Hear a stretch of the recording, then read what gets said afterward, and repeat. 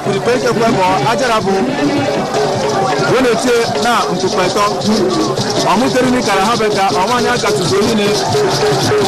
According to the sciences, ladies and gentlemen, exhibit the stages of maturity in the ikirikpe exhibition.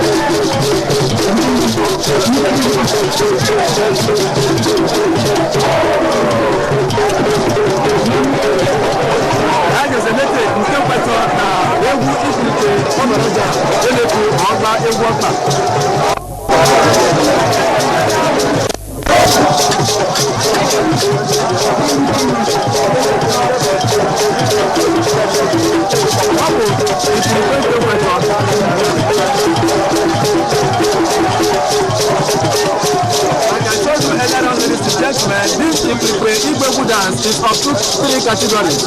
The first two has gone. This is the third one that showed the highest rate of maturity in the Ikirikpe exhibition.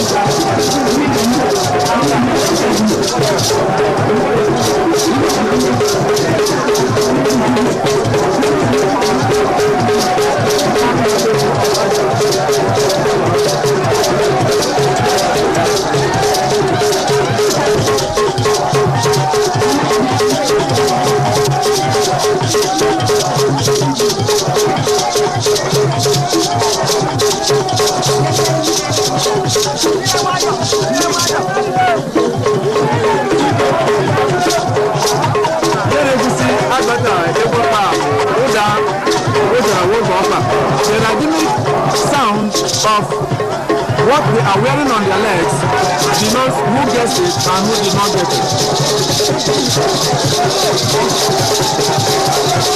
it.